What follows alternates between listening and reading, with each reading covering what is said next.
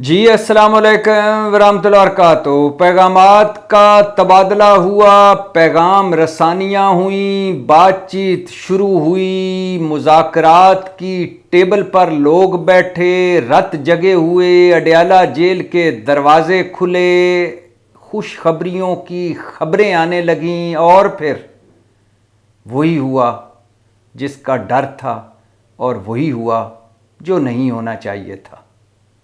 मतलब एक नया डेडलॉक।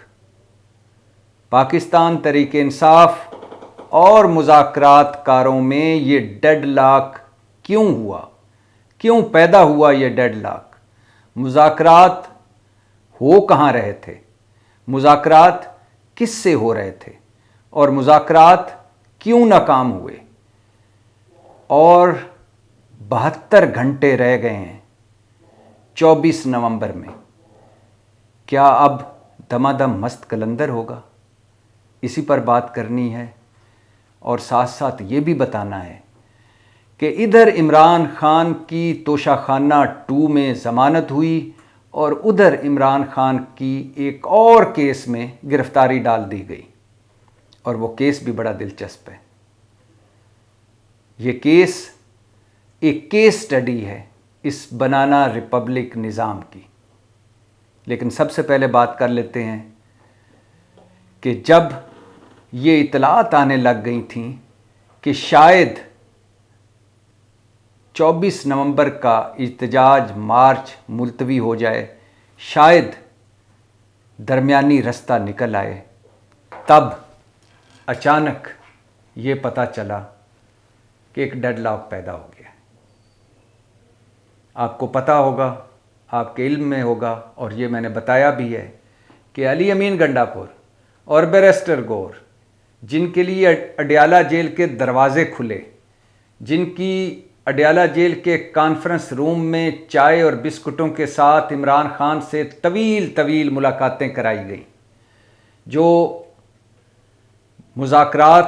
मुज़ाकराती टीम 2 रुकनी मुज़ाकराती टीम थी पाकिस्तान तहरीक इंसाफ की तरफ से, और जो एक तरफ मुज़ाकरात करते थे और दूसरी तरफ अडयाला जेल आकर इमरान खान से नई गाइडलाइंस लेते थे। और ये भी बताता चलूँ कि इस बार इमरान खान ने इन दोनों को, अली अमीन गंडापुर को और बैरिस्टर गौर को, मुकम्मल इख्तियार दिया था कि हम इhtजाज भी मुलतवी कर सकते हैं, मार्च भी मुलतवी कर सकते हैं और हम अपनी डिमांड्स से ज़रा पीछे भी हट सकते हैं अगर बातचीत में संजीदगी दिखाई गई तो।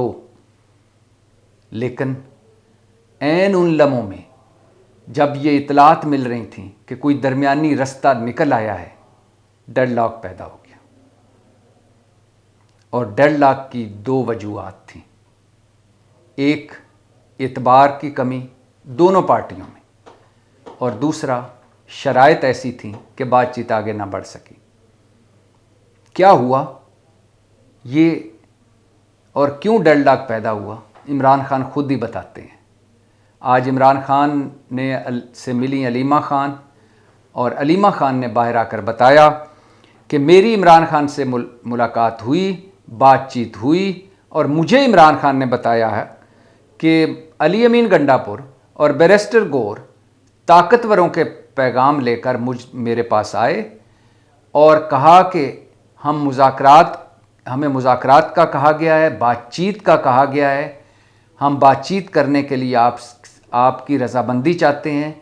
मैंने कहा कि बिल्कुल आप बातचीत करें, मुज़ाकरात करें, लेकिन बातचीत और मुज़ाकरात उन्हीं से करें जिनके पास ताकत है। और फिर इमरान खान ने बताया कि दोबारा अली अमीन गंडापुर आए, दोबारा बैरिस्टर गौर और अली अमीन गंडापुर आए और उन्होंने आके कहा कि हमें कहा गया है कि आप इhtजाज मार्च 10 रोज़ के लिए मुलतवी कर दें तो बातचीत आगे बढ़ सकती है। तो मैंने दोनों को कहा, इमरान खान कह रहे हैं कि मैंने दोनों को, अली अमीन गंडापुर और बैरिस्टर गौर को कहा कि आप बिल्कुल, हम बातचीत के लिए तैयार हैं, हम अपना इhtजाज मार्च 10 रोज़ के लिए मुलतवी कर सकते हैं, लेकिन उसके लिए हमारी एक शर्त है, और वो शर्त ये है कि बेगुनाह कैदियों की रिहाई की कोई हमें गारंटी दी जाए। और अभी अली अमीन गंडापुर मुझसे मिलकर बैरिस्टर गौर और अली अमीन गंडापुर मुझसे मिलकर गए और अभी चंद घंटे ही गुजरे थे कि मेरी तोशाखाना 2 में ज़मानत हुई और फिर चंद घंटे ही गुजरे थे कि मुझे एक और केस में, एक बोगस केस में, एक झूठे केस में मेरी गिरफ़्तारी डाल दी गई। और जब मेरी गिरफ़्तारी डाली गई तो मुझे पता चल गया कि मुज़ाकरात में कोई संजीदगी नहीं है, मुज़ाकरात सिर्फ टाइम टपाओ एक बात है। वैसे ही जैसे शंघाई कॉन्फ्रेंस पर हमने मुज़ाकरात के लिए, बातचीत के लिए, दरमियानी रस्ते के लिए एहतजाज मुलतवी किया था, लेकिन बाद में हमें तनख्वाह दिया गया। इमरान खान कह रहे हैं कि ये जो हुकूमत कह रही है, आज इमरान खान ने एक नई बात की। उन्होंने कहा कि हुकूमत अपनी तकरीरों में, हुकूमती वज़रा अपनी तकरीरों में, बयानों में, टीवी चैनलों पर हम पर तरह तरह के झूठे इल्ज़ामात लगाकर आखिर पे कहते हैं कि इमरान खान तो सियासी जमातों से मुज़ाकरात करने ही नहीं चाहता। मैं कौम को बताना चाहता हूँ कि जब भी मेरी पार्टी के लोगों की हुकूमत, मतलब मुस्लिम लीग और पीपल्स पार्टी से बातचीत हुई या आमना सामना हुआ, गैर रस्मी बातचीत हुई या आमना सामना हुआ, तो हुकूमत, पीपल्स पार्टी वाले और मुस्लिम लीग नून वाले हमें खुद कहते हैं कि हमारे पास तो आप लोगों को देने के लिए है ही कुछ नहीं, हमारे साथ क्या बातचीत आप करोगे। तो जब ये हमें खुद कहते हैं कि हमारे पास देने के लिए कुछ नहीं है, तो फिर हम वहाँ क्यों ना बात करें जिनके पास देने के लिए सब कुछ है। इमरान खान कह रहे हैं कि मैंने बहुत लचक दिखाई, मैंने मुज़ाकरात पर हामी भरी और मैंने दोनों को, अली अमीन गंडापुर को और बैरिस्टर गौर को, कहा कि आप बातचीत जारी रखें, हम एहतजाज तक मुलतवी कर सकते हैं, लेकिन बाकी छोड़ें। मेरी ज़मानत इधर हुई और उधर मुझे एक ऐसे केस में मेरी गिरफ़्तारी डाल दी गई जो बोगस, जाली और झूठा था। तब मुझे पता चला कि ये सब ड्रामा है, सब दिखावा है। और इस वक्त गो के मैं आपको बताता चलूं कि पाकिस्तान तहरीक इंसाफ और हुकूमत के कुछ हलके अभी भी, मतलब ताकतवर हलके, अभी भी पुरुमीद हैं कि शायद लॉन्ग मार्च या एहतजाज ना हो, लेकिन अब लग रहा है कि एहतजाज भी होगा और मार्च भी होगा। ख्वाहिश तो अभी भी है कि कोई दरमियानी रास्ता निकले, लेकिन लग ऐसे रहा है कि एक और डेडलॉक, एक और बंद गली, एक और तसादम की फ़िज़ा और एक और टकराव। इस वक्त जब मैं आपसे बात कर रहा हूँ, इस्लामाबाद, रावलपिंडी, जेलम और अटक में दफ़ा 144 नाफिज कर दी गई है, रेंजर तलब कर ली गई है, पुलिस की इजाफी नफरियाँ तलब कर ली गई हैं, जगह जगह रुकावटें हैं, कंटेनरों की बहार है। इस्लामाबाद 50 जगहों पर बंद करने की तैयारियां मुकम्मल हैं। रावलपिंडी 47 मकामात पर से बंद किया जाएगा। छापे, गिरफ्तारियां, पर्चे, मुकदमे, ये साथ साथ ये सीरीज़ है जो पौने 3 सालों से ये दोबारा शुरू हो चुकी है और दहशतगर्दी के पर्चे किए जा रहे हैं। सड़कें बंद होने जा रही हैं, मोटरवे बंद होने जा रही है, बाज़ार बंद होने जा रहे हैं, कारोबार बंद होने जा रहे हैं, इंटरनेट बंद होने जा रहे हैं और फायर वाल पहली मरतबा इन एक्शन होने जा रही है।